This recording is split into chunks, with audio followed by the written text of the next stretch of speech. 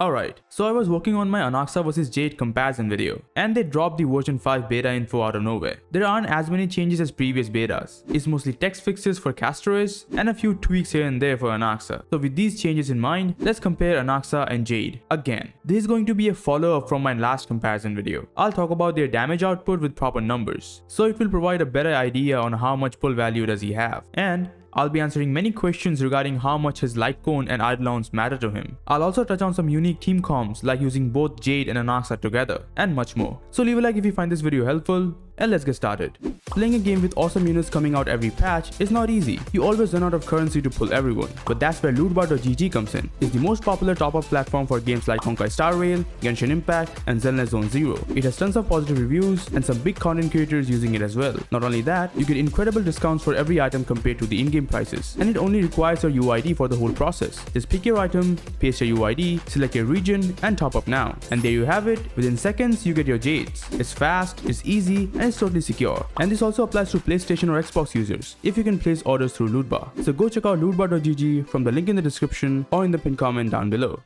So Anaxa, at this point we all know how he works. TLDR, he's basically an AoE DPS, sub DPS or debuffer. He can be anything. He is very versatile with his all-type weakness implant. He's basically an AoE version of Silverwolf.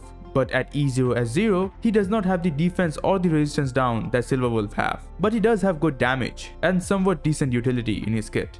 Now before I start with his build and comparison, let's talk about the changes that he got in version 5 of the beta. There is a slight nerf to his talent's damage boost. It went from 40% to 30%. And then we have his E6, which got completely changed. Now all his attacks deal 130% of the original damage, and his two effects from his second passive now trigger directly without any need for other erudition units. And when I saw this, I'm like, are you shitting me? Having these two buffs active at the same time would have made Anaxa a much better unit. Of course, here it completely disregards the need for other erudition units, but I'm not asking for that. I only wanted him to have both the effect active when he had two erudition units. Him losing his 140% crit damage is so bad for his overall damage output. In fact, if you are not playing him with someone like the Herta who can provide team-wide crit damage boost, his attack is like a wet noodle. I'll discuss more on this later. Finally, we have his light cone, which kind of got a buff I guess. They removed the 18% crit rate and gave him 60% damage boost. And given we want to build him with more crit rate like Herta and Jade, this is ultimately a buff in my opinion.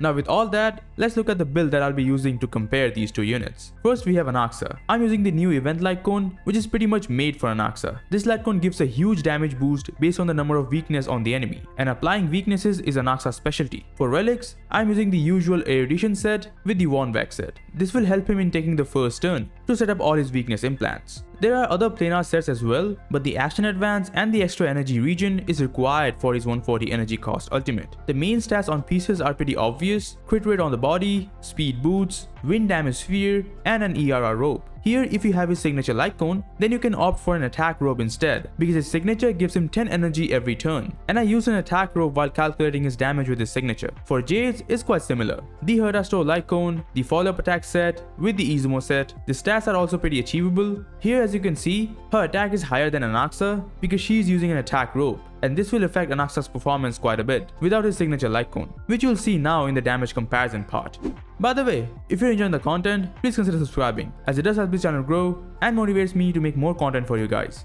Alright, time for the best part of this video. Let's bring out the numbers. Here I have two charts showing their personal damage and when they are with another erudition unit, being Herta this time. And only with these two sheets, you can get answers to many of your questions. These charts are calculated based on a 3-cycle rotation against 5 enemies. Let's first discuss their personal damage. Here at E0S0, both Anaxa and Jade are pretty similar in damage, but Jade only shines when she is with another erudition or any other unit that can hit multiple targets. Like if you're using a support like the RMC and a sustain like Gallagher, Jade's personal damage won't be as high as with a support like Tribi and a sustain like Lingsha. The difference here is that both Tribi and Lingsha can do AoE follow-up attacks, and that will trigger more follow-ups from Jade. So here, even though she looks similar in personal damage to Anaxa, depending on the teams and the number of enemies on the field, her damage will increase. And the same can be said about Anaxa as well. His skill damage is increased based on the number of enemies present on the field. But as a general idea, both do perform similarly at E0S0. But if you were to add his signature, this changes completely. His signature provides a huge damage boost and defense ignore, but most of all, it allows Anaxa to use an attack rope, and that increases his damage significantly. And now with this, you can see how much of a damage difference his signature Lycon provides compared to the new event Lycon. Now after that, we have his E1, which adds even more defense ignore. So if you have Anaxa E1 S1, she will have a total of 56% defense ignore on all of her attacks. And with all that, she is definitely much better than Jade in terms of personal damage.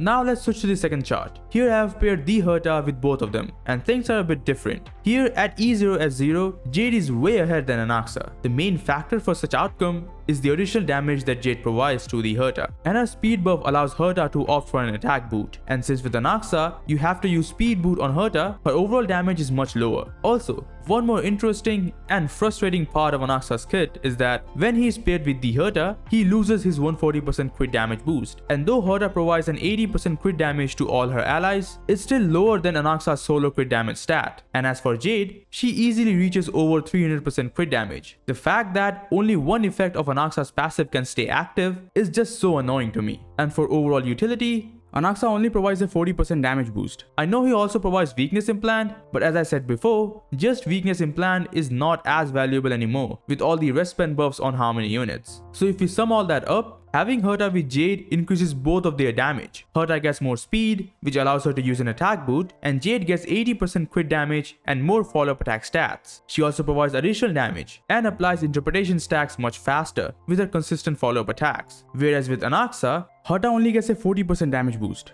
and Anaxa actually loses crit damage because even with the 80% crit damage from the Herta, it still won't cover for the 140% crit damage from Anaxa's second passive. As a result, when paired with the Herta, a Jade team deals much higher damage than Anaxa, at E0S0 of course. The only way to push ahead of Jade in damage is if you have an E1 S1 Anaxa. And here, I found something really funny, and for that, let's first see what Anaxa's E1 and S1 provides to the Herta. Well, his signature Lycon provides 12% defense down, and his E1 provides 16% defense ignore. So in total, they provide 28% defense ignore for the Herta. Now, guys, doesn't this sound a bit familiar? Like, I think we have seen this 28% defense down somewhere else, right? Yup. You guessed it, it's Anaxa's third passive, which at max stacks provides 28% defense ignore to all of Anaxa's damage. Now, if only this was for the whole team, things would be much better, isn't it? But then again, this is whoever's we're talking about. They always know how to make these things pay to win. Now for the last topic, some of you guys have been commenting about playing both Anaxa and Jade together. Or what about a main DPS Anaxa team? It's time I give my thoughts on those topics. First, the main DPS playstyle. A very short and simple answer will be, he doesn't deal enough damage. Like, if I take the personal damage chart and add one more line to it, you guys can see the enormous damage difference between Anaxa's damage and the Herta's damage. Now, I'm not saying that he has to be better than the Herta, but even at E1 S1, the difference is just too high. It's really hard to compete against the current standard of damage dealers without having either high speed and loss of consistent attacks like Maide and Aglia, or a massive one-hit nuke like the Herta, especially with the upcoming castorice, who definitely going to be the new best DPS with insane damage, even more than the Herta. As for a Jade Anaxa team, here as well, if I take the team damage chart and add one more line here, you can see the difference. And the big reason behind this is the 80% crit damage boost that Herta provides. As we already know, when paired with another erudition unit, Anaxa loses her 140% crit damage boost, and the build I have shown focuses on crit rate. Without any crit damage boost, his overall stat becomes very low, hence the low damage output. And if you build him with more crit damage, the substat requirement for your relic pieces becomes higher. So if you use Anaxa with any other erudition unit, his damage becomes even worse than with Herta. But still, this amount of damage is still fine for a game mode like Pure Fiction. And as erudition units, I'm sure they will shine there. But aside from Pure Fiction, in any other game mode, they won't have that much usage, unless you pair either of them with someone like the Herta. Lastly, for the ones that are asking about a break Anaxa because of his all-type weakness implant, well, with his low break damage multiplier and the lack of any type of break damage boost or break efficiency stat, in the best possible words, I'd say if you play him with someone like Fugue, then her damage will be higher than Anaxa. But still, for a break team, I need more footage on actual testing. It's hard to give a definitive answer right now. Overall, with all the sheets I've shown and my previous thoughts, the only possible situation where I can recommend pulling for Anaxa, in terms of meta of course, is if you don't have Jade to pair up with your Herta. If you do have her, then there is no point. And if you like Anaxa, then I would recommend at least getting his signature Lycon, or if you can, he's E1. Only then he will be worth it for your account.